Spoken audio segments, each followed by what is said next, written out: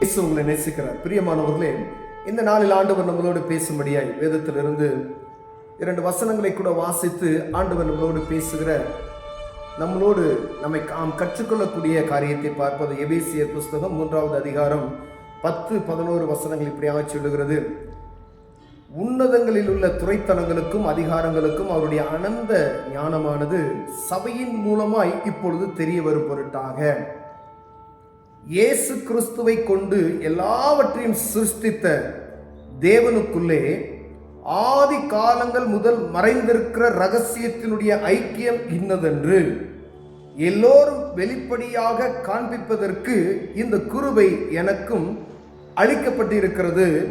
அவரை பற்றும் விசுவாசத்தால் அவருக்குள் நமக்கும் தைரியமும் திட நம்பிக்கையோட தேவனிடத்தில் சேரும் ஸ்லாக்கியமும் உண்டாயிருக்கிறது. பிரியமானவர்களே, ஆதி காலம் முதமாய் துரைத்தனங்களுக்கும் அதிகாரங்களுக்கும் அவருடைய அனந்த ஞானமானது பூமி சிருஷ்டித்தது முதல் ரகசியமாக இருக்கக்கூடிய ஒரு காரியத்தை அறிந்து கொள்ளும்படிக்கு இயேசு கிறிஸ்துவை கொண்டு எல்லாவற்றையும் சிருஷ்டித்த தேவனுக்குள்ளே ஆதி காலம் முதல் மறைக்கப்பட்டிருந்த ரகசியத்தை ஐக்கியம் இன்னதென்று எல்லாரும் வெளிப்படையாக காண்பிப்பதற்கு இந்த கிருபை உங்களுக்கும் எனக்கும் அளிக்கப்படுகிறது. அப்போஸ்தலனாகிய பவுல் எபேசியருக்கு எழுதும் போது இந்த கிருபை எனக்கு அளிக்கப்பட்டது என்று சொல்லுகிறார். பிரியமானவர்களே, ஒவ்வொருவரையும் வேதத்தை வாசித்து ஆண்டவரை விசுவாசிக்கிற ஒவ்வொருவருக்கும் இந்த கிருபை அளிக்கப்பட்டு இருக்கிறது. ஏன் அப்படின்னா, இந்த ஆதி காலம் முதலாய் ஆதாம் ஏவாள் காலத்திலிருந்து இன்றைய காலத்தில் உள்ள ஒரு பெரிய ரகசியத்தை நாம் அறிந்து கொள்ள முடிகிறது. பிரியமானவர்களே, ஒவ்வொரு மனிதனும் ஒவ்வொரு விதமான ஒவ்வொரு நாட்டிலும் ஒரு சில காரியங்களை சொல்லுகிறதை நாம் பார்க்க முடியும். மனிதனுடைய படைப்பு எவ்வளவு மேன்மையானது, அப்படி எல்லாவற்றையும் சிருஷ்டித்தவர், எல்லாத்தையும் சகலத்தையும் பூமியையும் வானத்தையும் மனிதனையும் அதில் இருக்கக்கூடிய அனைத்தையும் சிருஷ்டித்தவருடைய மகத்துவத்தை அறிந்து கொள்ளும்படியாய் நமக்கு விசேஷித்த ஒரு கிருபை அளிக்கப்பட்டிருக்கிறது என்று சொல்லப்படுகிறது. பிரியமானவர்களே, மேல பாருங்க, உன்னதத்திலே துரைத்தனங்களுக்கு அதிகாரங்களுக்கும் அவருடைய அனந்த ஞானமானது சபையின் மூலமாய் இப்பொழுது தெரிய வரும் பொருட்டாக சபைகளில் எங்கும் பிரசங்கிக்கப்படுகிறது. அதை அறிந்து கொள்ள அனந்தமான அந்த ஞானத்தை சிலர் மாத்திரமே புரிந்து கொள்கிறார்கள். ஏன்னா மேலோட்டமாக அப்படியே போகிற ஒரு மேல் பூச்சி போல அல்லாதபடி இதனுடைய ஆழத்தை தெரிந்து கொள்ளும்படியாய் ஆண்டவர் விரும்புகிறார். அப்படிப்பட்டவர்களே ஆண்டவர் என்ன சொல்றார், நான் இதை உங்களுக்கு கையளிக்கப்பட்டது என்று சொல்லப்படுகிறது. பிரியமானவர்களே, அப்படின்னா இந்த வேத புத்தகத்தை நாம் வாசித்தால் மாத்திரமே இந்த மாதிரி காரியத்தை ஆண்டவர் நமக்கு கொடுக்கக்கூடிய மகத்தான ஆழமான கருத்துக்களை நாம் புரிந்து கொள்ள முடியும் என்பதை நாம் பார்க்க முடியும். வேத புஸ்தகத்தை நீங்க வாசிக்காதபடி ஒரு மனிதன் பேசுவது நிமித்தமாய் மேலோட்டமாய் ஒரு நாள் நீங்கள் கேட்பது நிமித்தமாய் இதனுடைய ஆழத்தை நாம் அறிந்து கொள்ள முடியாது. ஏன்னா உலகத்தினுடைய ரகசியம் இது பாருங்க, ஆதி காலம் முதலாய் இருக்கிற ரகசியத்தை உங்களுக்கு வெளிப்படுத்துகிறேன் அப்படின்னு சொல்கிறார். பிரியமானவர்களே, ஏன் அப்படின்னா இயேசு கிறிஸ்து என்ற நாமத்தை அறிந்தால் மாத்திரமே அவர் என்ன சொல்றாரு, அவர் மூலமாவே இந்த காரியத்தை நமக்கு வெளிப்படுத்துகிறார் என்று சொல்லுகிறார். அவரை பற்றும் விசுவாசத்தில் அவருக்குள் நமக்கு தைரியமும் திட நம்பிக்கையும் தேவனிடத்தில் சேரும் ஸ்லாக்கியத்தையும் உண்டாயிருக்கிறது. அவரை பற்றும் விசுவாசம் தேவனிடத்தில் சேருகிற ஸ்லாக்கியத்தை நமக்கு உண்டாயிருக்கிறது என்று சொல்லப்படுகிறது. பிரியமானவர்களே, அப்ப எவ்வளவு நம்ம கவனமா இருக்கணும் பாருங்க, எவ்வளவு கொடுத்து வைத்தவர்களாய் நம்ம இருக்கிறோம் பாருங்க.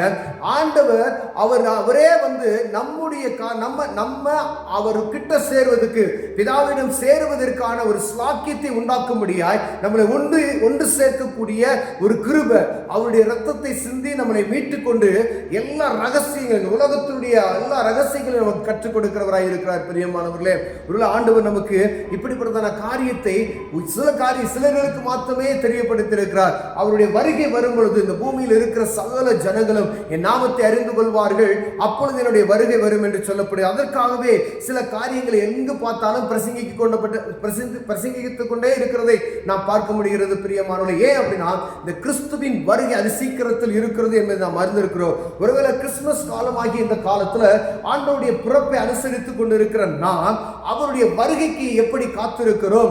அவர் சொல்லப்பட்ட வார்த்தைகளுக்கு நாம் செவி கொடுக்கிறவர்களாய் இருக்கிறோமா? அவருடைய வார்த்தைக்கு நாம் அடிமைப்படுத்தப்பட்டு இருக்கிறோமா? அவருடைய அன்புக்கு கீழ்ப்படிந்து இருக்கிறோமா? அவர் நமக்கு கற்றுக் கொடுத்த வேத வசனங்களை கை கொண்டு அதன்படி நடக்கிறவர்களாய் பாவத்துக்கு மரித்து நீதிக்கு பிழைக்கக்கூடிய அனுபவத்தை பெற்றிருக்கிறோமா? அந்த பரம பிதாவினுடைய அந்த ஸ்லாக்கியத்தில் சேருவதற்கு நாம் பாக்கியவான்களாய் இருக்கிறோமா என்பதை பார்க்கும்படி ஆண்டவர் உங்களோடு என்னோடு பேசுகிறார். பிரியமானவர்களே, ஏன் அப்படின்னா இது ஒரு ரகசியம், அனந்த ஞானமானது.